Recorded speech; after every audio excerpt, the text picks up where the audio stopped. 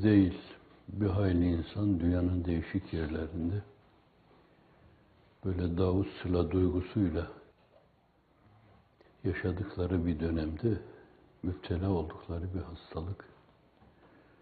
Buna hafaganların da kutsal hafagan diyoruz, sebebiyet vermesiyle onulmaz hale gelmesi söz konusu. Hani bir falanı düşünün. Bir taraftan burunlarının kemiği Darüssalam duygusuyla sızlarken beri tarafta ruhlarının ufkuna yürüyorlar. Öbür aleme, ebedi aleme. Darı fenaya veda ediyor, darı bakaya teveccüh ediyorlar. Çok kolay değil. Bir taraftan dünyadan ayrılma, bir taraftan bilemedikleri bir aleme gitme. Kabir köprüsünü nasıl geçeriz? Berzah hayatını nasıl aydınlık içinde yaşarız? Mizanda durumumuz nasıl olur? Cenab-ı Hak ne ferman eder? Şu tarafa mı, bu tarafa mı? Terazinin keffeleri neyi nasıl tartar? İnanıyorlarsa bunlar onların her zaman hesaplarında vardır. Defterlerinin, düşünce defterlerinin baş köşesini işgal eder inanan insanın. Bir taraftan bu duygular, bir taraftan da alışageldiğimiz şeyler var yani. Bu zannediyorum Nebi bile olsa öbür aleme göçeceği an alıştığı böyle arkadaşlık tesis ettiği, beraber yatıp kalktığı, beraber yürüdüğü arkadaşlardan muhakkaten ayrılmanın hicranını ruhunda duyar. Bunu Cenab-ı Hak'la irtibatı en kavi olan Hazreti Sadık-ı Masluk ala nebiyina elfi salatin, o bile bunu hissetmiştir. Arkadaşlardan ayrılma duygusunu hissetmiştir. Bir taraftan burnunun kemiklerini sızlatan bu, bir taraftan bahsettiğim gibi bunlar için daha usla, alışageldiği yerler, evi alışageldiği yer, sokağa alışageldiği yer, oturup kalktığı, düşe kalktığı komşuları, akrabaları, varsa annesi, babası, yakını, evladı, biraz da cüda düşmüş, ayrılığa maruz kalmışlar. Bütün bunları düşünerek öbür aleme gitmek çok kolay şey değil, zor şey. Bunca zor şeye şikayet etmeden katlanılıyorsa, öbür tarafa giderken bile öbür taraf azığıyla hala zihinler meşgul ise, bunlar Bedir'de şehit olmuş gibi, Uhud'da şehit olmuş gibi zannediyorum. Hüsnü zannım, kanaatim, sorgusuz sualsiz nezd-i ülhiyette, hususi iltifata mazhar olurlar inşallah. O da inşallah diğer arkadaşlar gibi mazhar olsun. Hatırladığım zaman benim gözlerimi yaşartan candan arkadaşlarım vardı. Onlar da böyle gurbette ruhlarının ufkuna yürüdüler. Ülkelerine dönme imkanı verilmedi kendilerine. Metastaz yapmış bir kanserle inlerken bile dönsem kendi yurdumda ölsem falan diyen, hayır gelince içeriye atarız, işkence ederiz. Dediğimizi demezsen sana haddini bildiririz filan dediler. Bütün bunların hasretini derinlemesine, çok buğutlarıyla içinde duyarak, çok derinlikleriyle içinde duyarak öbür tarafa yürüme çok hafife alınacak şey değil. Mekkeli'nin bir yönüyle daha gider gitmez Medine-i Münevvere'de 2. sene Bedir Savaşı'nda. Davut Sıla sevdası, savaş, öyle bir savaşa, düşman savaşına yeni giriliyor. Ve Medine'ye henüz yeni ısınıyor olmuşlar. Ve insanlığın iftihar tablosu ayağını sağlam yere basar hale gelmiş. Gözlerinde ümit ışınları tüllenmeye başlamış.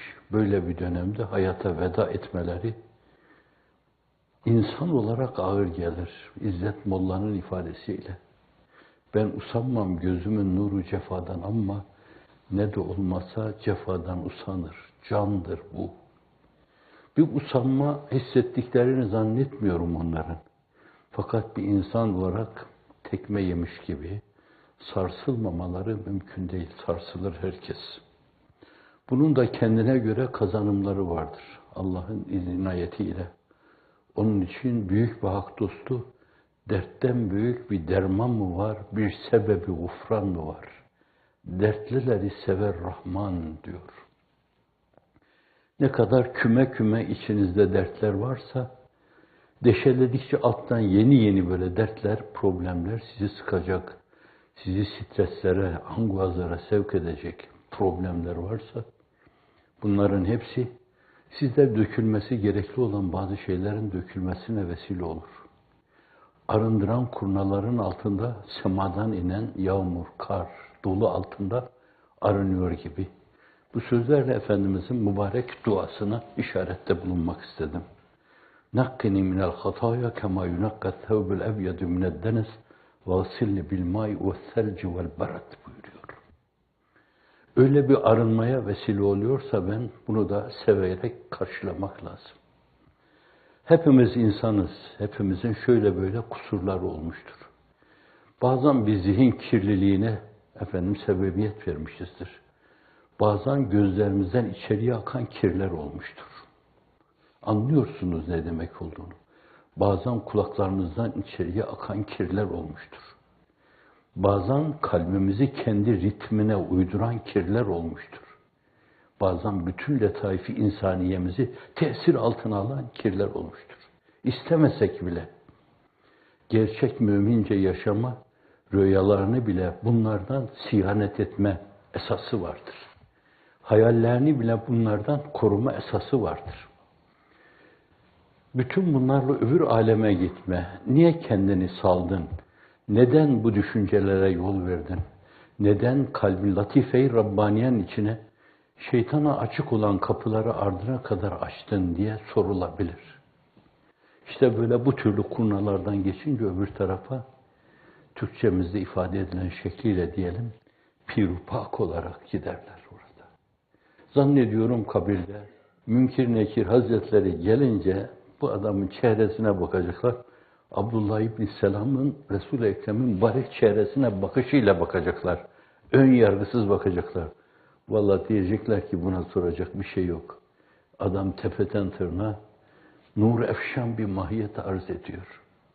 Hani Hazreti Pir şöyle ifade ediyor, bu menkıbelerin aslına değil diyorum, hep faslına bakılır. İfade ettiği anlam önemlidir. Mollayı koyuyorlar kabre, ders tedris esnasında. Hadis, tefsir okuyor, siyer vadilerinde dolaşıyor.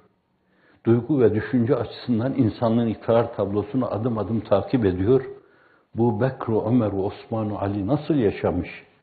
Kemal hassasiyetlere, onlara takılmış.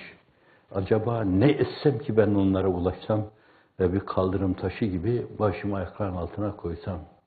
İşte böyle bir iklim içinden ayrılıyor, kabre koyuyorlar. Münkir Nekir gelip soru soruyor. Men Rabbuke ve men nebiyüke. Tebessüm ediyor. Men müfteda Rabbuke de haberi. Aksi de olabilir. Mukaddem haber, muakhar müfteda öyle de olabilir. İkisi de caiz sınav açısından. Men müfteda Rabbuke haber. Siz bana doğru soru sorun. Bunlar basit şeyler. Vallahi buna diyecek bir şey yok. Der giderler yani. Münkir Nekir. Zannediyorum böyle defaatla arınma kurnalarından geçmiş insanlar öbür tarafa geçiyorlarsa bu bir ihtiyari hicretle olabilir. İhtiyari hicret, namı celili Muhammed'i dünyanın sallallahu aleyhi ve sellem dört bir yanında duyurma. Ruhu revani Muhammed'i şehbal açmasını sağlama. Bu mülahaza ile dünyanın dört bir yanına her şeyini bir çantanın içine koymuş, gitmiş insanlar var. O gün belki bazı şeylere takılmışlar.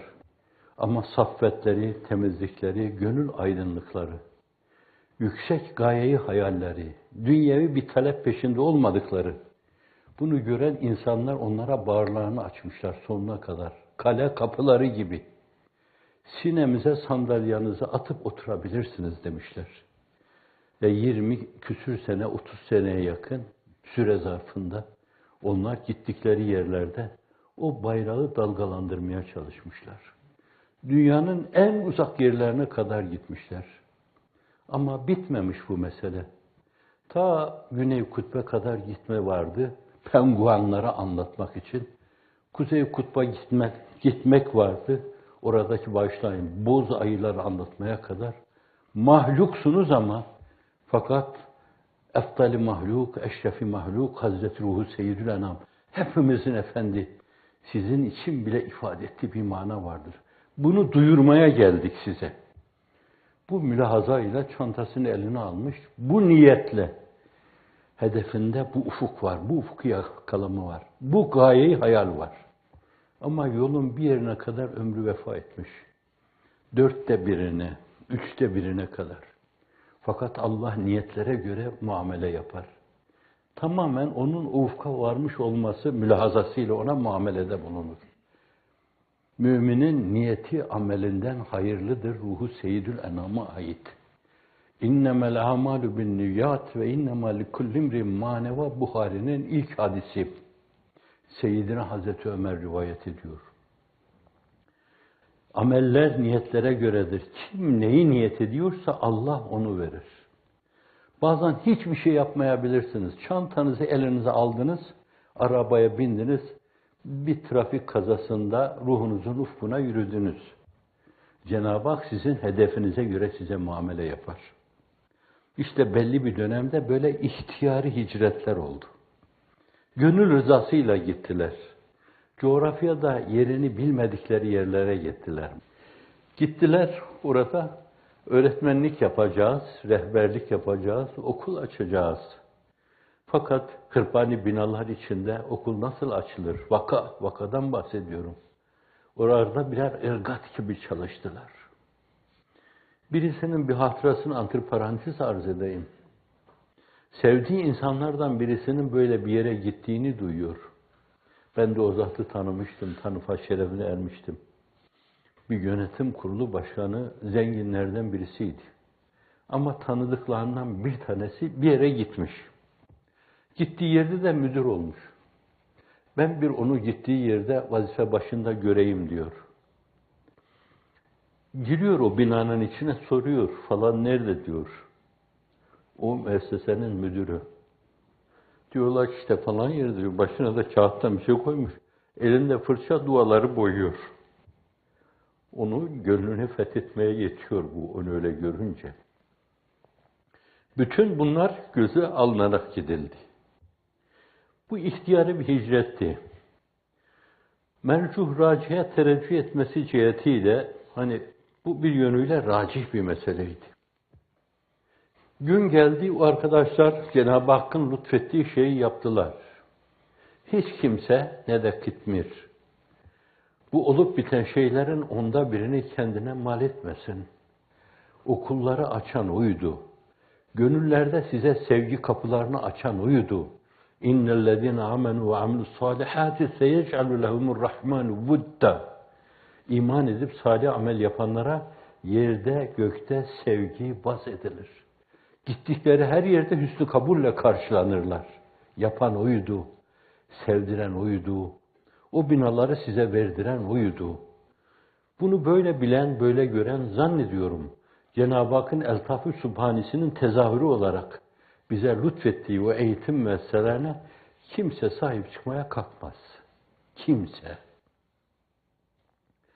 Orada benim de hissem varmış gibi görünmeye ne hakkım var? Ve zannediyorum hiçbir arkadaşım bu mülahazanın ötesinde, berisinde bir düşünceye sapmamıştır Allah'ın izniyle. Sapsalardı, o geniş coğrafyada Cenab-ı Hak o imkanı vermezdi onlara.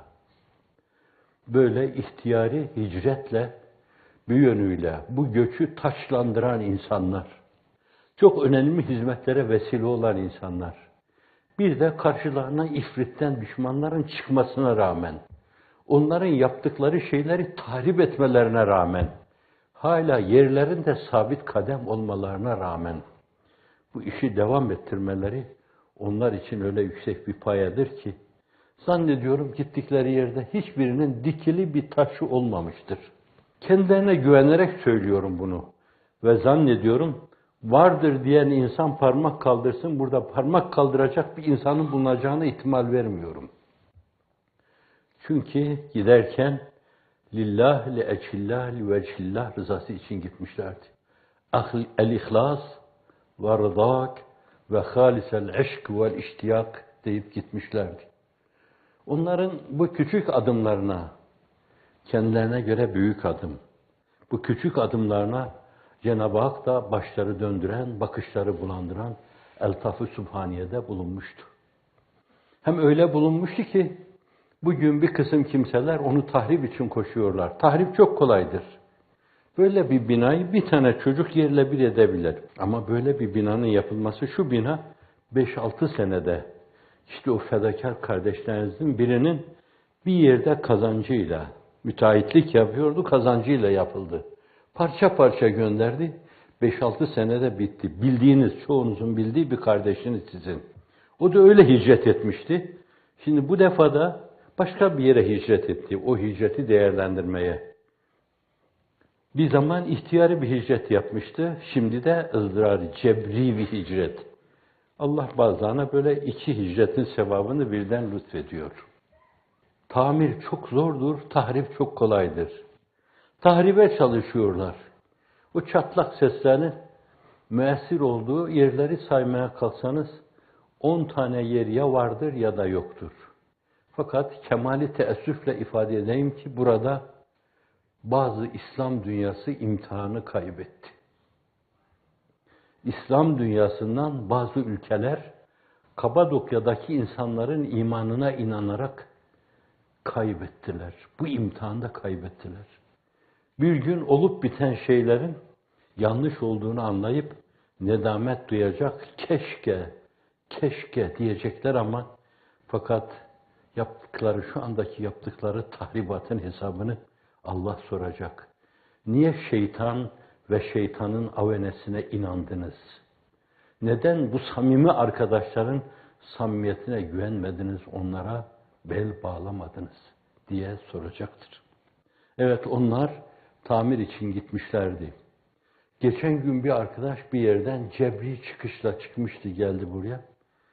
Bana dedi ki orada, beni de ağlattı. Beni ayırıyorlardı, almışlar kontrol altına.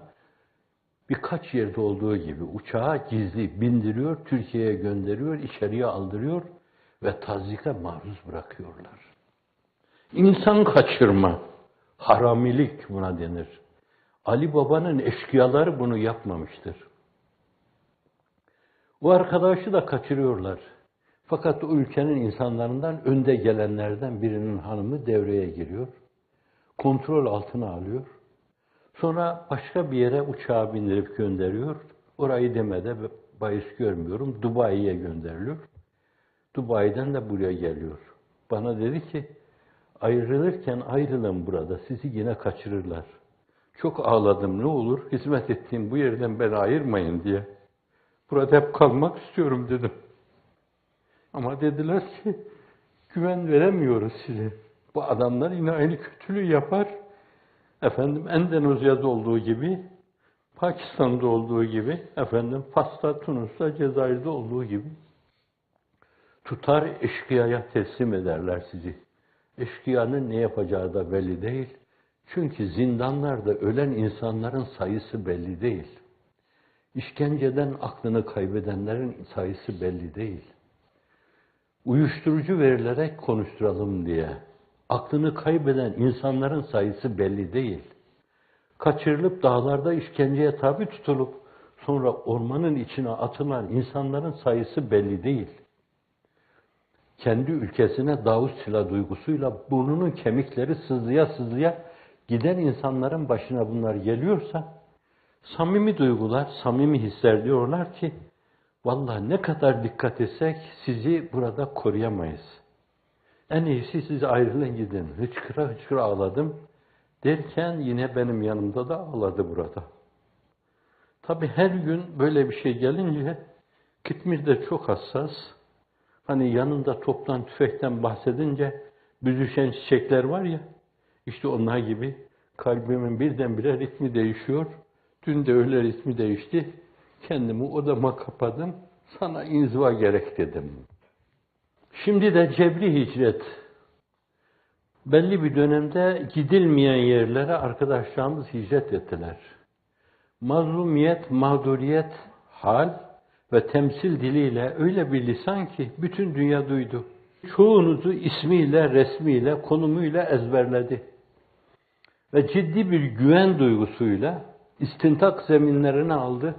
Yahu konuşun Allah aşkına, başınıza gelen nedir falan dediler. Size ne yapabiliriz?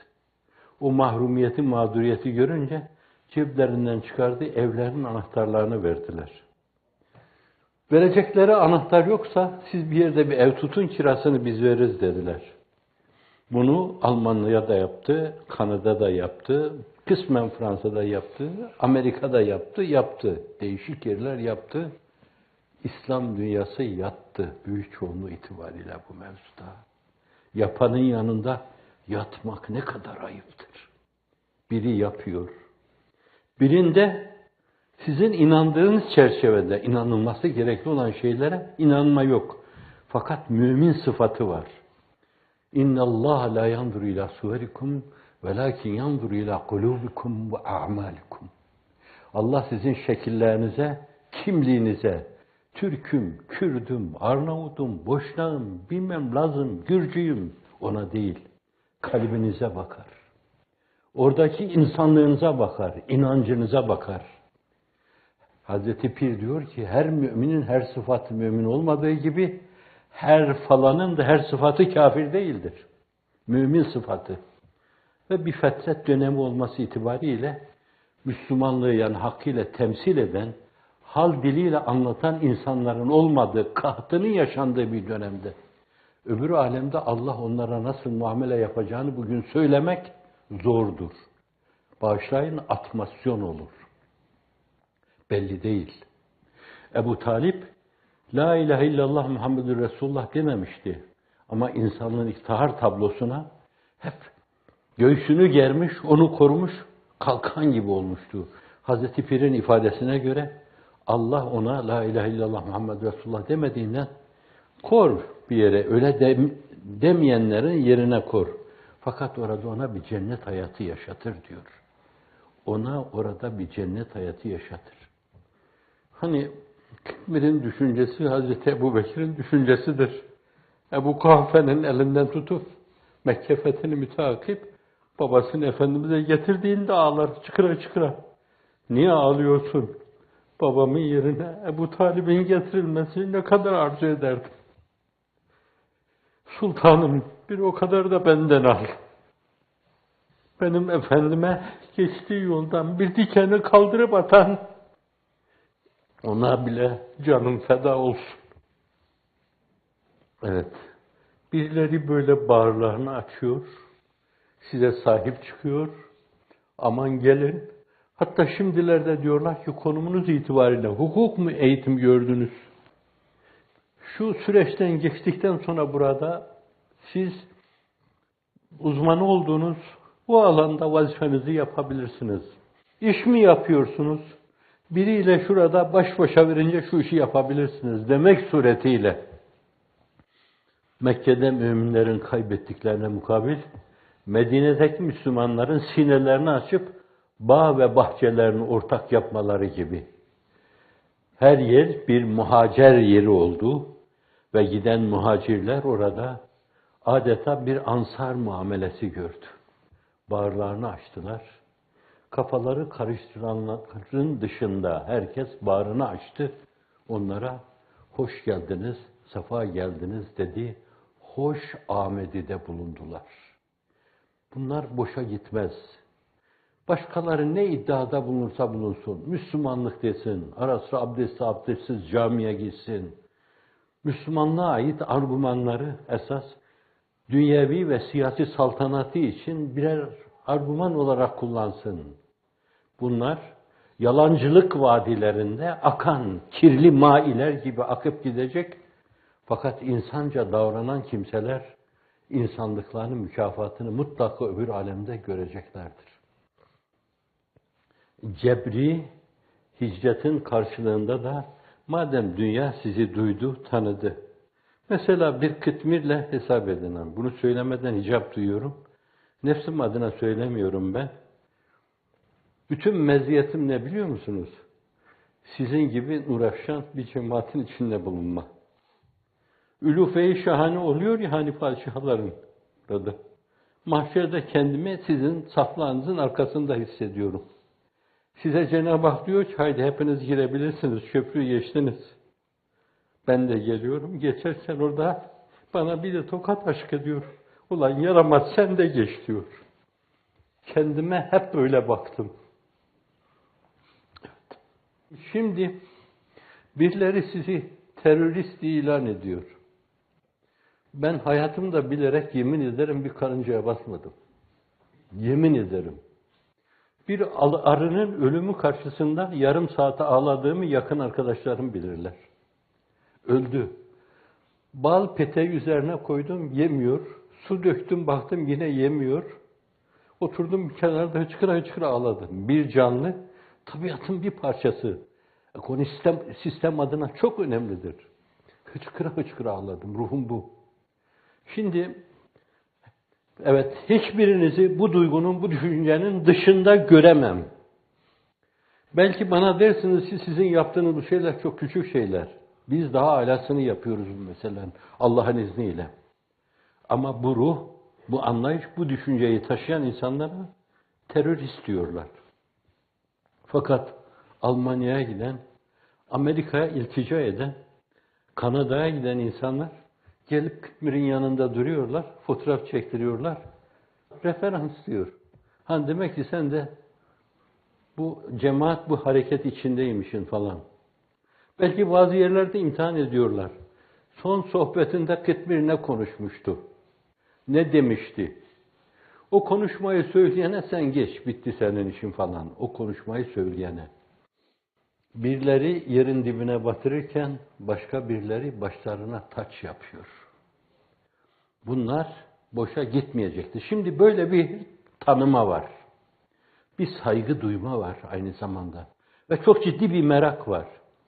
Ve aynı zamanda bir kafa karışıklığı da var. Her insanda şöyle böyle bir paranoya duygusu vardır. Ama şimdi böylesine reklamla yapılması imkansız olan böyle bir duyurma kendinizi. Reklamla. Trilyon verseydiniz bu ölçüde kendinizi duyuramazdınız. Penguenlara kadar herkes duymuştur bunu. Bağışlayın. Boz ayılara kadar hepsi duymuştur bunu. Şimdi onlar merakla sizin üzerinize eğildiğine göre size sizin değerlerinizi hal ve temsil diliyle anlatmak kalıyor.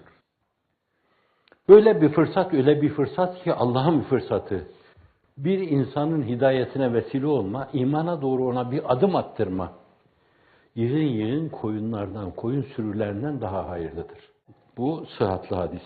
Zayıf hadiste üzerine güneşin doğup battığı her şeyden hayırlıdır. İslam'a doğru bir adım attırmak. Biri 4'te 4'lük olur, tam sizin gibi. Çok sayıları. Misyonerlik yapmıyorsunuz. Halinizi, temsilinizi ortaya koyunca, yahu ne güzel şeymiş. Niye biz şimdiye kadar bunu duymadık? Neden buna karşı alakasız kaldık falan diyor. Bazıları da diyorlar ki, ya bunu da bizimkinin yanında kabul edelim. Mesela İsevi, bu aynı zamanda Müslüman. Böyle diyen çok fakirde değişik kimselerle bu mevzuda rastladım. Hazreti Pir de işaret ediyor. Bu da ikinci bir adım. İkinci derecede bir adım geliyor. Birileri sizin o güzel hal ve temsillerinize bakarak diyorlar ki, dünya sulhu salaha adına bir şey olacaksa, bu insanlarla omuz omuza vermek suretiyle bu büyük proje gerçekleştirilebilir diyor. Bu da bir kazanım. Birileri de diyor ki 4. derecede, belki en uzak olanlar. Vallahi bunlar tepelerine balyozla vurmazsanız problem olacağı benzemiyorlar bunlar. Dolayısıyla cihanın sulhu salahı adına bunlara ihtiyaç var. Ve bütün bunların hepsi nezdü üluhiyete kıymet ifade eden Allah'a doğru yaklaşma adına çok önemli faktörlerdir. Şimdi cebri hicreti bu istikamete değerlendirme çok önemlidir. Allah'ın izni inayetiyle Allah sizi duyurdu, hareket diye duyurdu, cemaat diye duyurdu. Sizin o mevzuda da bir iddianız yoktu. Kıtmir bu meseleyi ifade ederken Hazreti Muhasibi'nin ifadesiyle ki Allah'la irtibat açısından fenafillah, bakabillah, maallah, enillah ufkunun abide kahramanlarından. Muhasebe mevzuunda günümüzdeki teologlar okutulmasın insanın Müslümanlık adına ümidini baltalıyor diyorlar. Öyle derin. Aklından geçen şeyleri bile günah sayıyor. Kur'an-ı makuliyet tabirini koyuyor ortaya. Kur'an-ı makuliyet. Hareket hiç kimsenin babasının malı değil. Ben bu işte 3 tane insan benim dediğimle oldu falan diyemem. Fakat Allah'ın lütfedip ortaya attığı bu hizmet felsefesi, hizmet düşüncesi, meselelerin makuliyeti, Kur'an-ı makuliyet, İslam'ı makuliyet, o makuliyet etrafında bir araya gelen insanlar. Hareket bu, cemaat de bu. Hiç kimse bir cemaat olma iddiasında değildi. Hareket, efendim bu hareketin adamlarıyız. Öyle bir aidiyet mülahazasına da girmemişlerdi. Çünkü onlar biliyorlar ki aidiyet mülahazası içine girmek enaniyeti şahsiyeyi tetikleyen, büyüten, abartan bir faktördür. Benlikten uzak durmanın yollarından bir tanesi de bir yere, bir güce, bir kuvvete dayanmamadır esasen. Biz sadece Allah'a la havle ve la kuvvete illa billah kenzun min kunuzil cennet. Cennet malzemelerinden, silahlarından, gücünden, kuvvetinden bir güç ve kuvvettir. La havle ve la kuvvete illa billah. Allahümme eyyidna bihavlike ve kuvvetike ya erhamer rahimin ya zel celali vel ikram. Böyle bir duygu etrafında bir araya gelmiş insanlar meselenin makuliyetine binaen hiç kimseye sormamış. Hiç kimse ortaya bir şey koymamış. Bir yerde de ben bir okul yapayım demiş, gitmiş okul yapmış. Öğretmeniniz var mı? Verin buraya demişler. Evet. Fakat şimdi bunlar bir yönüyle birilerine muhalif bir cephe gibi adım adım takibe tabi tutulmuş. Yakalandıkları yerlerde derdest ediliyor. Çilehanelere atılıyorlar. Onlar Cenab-ı Hakk'ın afat, mesaib ve belaları karşısında ağaçlardan ders almış gibi. Büyük bir zatın ifadesi. Diyor ki Allah'ın gazabından, bela ve musibetinden korkuyorsan şeriatın, dinin emirlerine sımsıkı sarıl. Allah'a tevekkül, teslim, tefviz ve sıkada bulun diyor. Ağaç şiddetli fırtınalar karşısında devrilmemek için yerin derinliklerine doğru kök salar. Onlar bir yönüyle imanın derinliklerine göre öyle kök salmışlar ki Allah'ın izni inayetiyle Allah'a binlerce hamd sene olsun mesajını gönderiyorlar. Teheccüd namazı kılamıyorduk, kılıyoruz elhamdülillah. 5 günde bir hatim yapıyoruz. Namazlarımızı hep cemaatle kılıyoruz. Tesbihatta kusur yapmıyoruz. Elimizden geldiğince bize ulaşıyorsa şayet müzakereli şeyler yapıyoruz diyorlar. Çok sağlam bir moralle dimdik duruyorlar Allah'ın izni inayetiyle. Burada bunu da antiparantez ifade edeyim. Cenab-ı Hakk'ın size ve onlara o eki sıradan lütfu olmasaydı ve haythu ma la aynun ra'at ve la uznun sem'at ve la hatara ala kalbi beşer. Öbür tarafta hazırladığı şeyler adına kutsi hadis ifade ediyor. Buradaki eltaf-ı sübhane adına da denebilir. Gözün görmediği, kulağın işitmediği ve hiçbir kimsenin, jülverlerin bile aklına gelmeyen, o çok tasavvuru geniş, tahayyülü geniş insanların aklına gelmeyen şeyleri Allah lütfediyor. Bayıltıyor sizi. Allah Celle Celaluhu onlara öyle bir moral veriyor ki orada. Orayı medrese-i Yusufiye görüyorlar. Zalimin işini kolaylaştırmak zulümdür. Elden geldiğince onların kafasını karıştıracak şeyler yapmak lazım. Zaten kafaları karışıktır. Elde ettikleri, gayrimeşru yollarla elde ettikleri şeyleri kaybedeceğiz diye. O işin korkulu rüyalarını görüyor ve paranoyalarıyla o meseleyi genişlettikçe genişletiyor. kabir azabını çekiyor gibi çekiyorlardır. Kabre inançları var mı yok mu bilemem de abdestsiz camiye gidebilirler. Fakat kabre, kabir ötesine inanma ayrı bir meseledir. Bugün kabre koyduğunuz insan bana öyle fısıldadılar. Vefat ederken çantama bakın bir şey varsa şurada kullanın demişti. İşte bu sizin ruh dünyanıza ait şeylerin soluklarıdır. Zannediyorum hanginizin gönlüne bir yönüyle bir dedektörle girilse oraya zannediyorum aynı sesi, aynı soluğu alacaktır.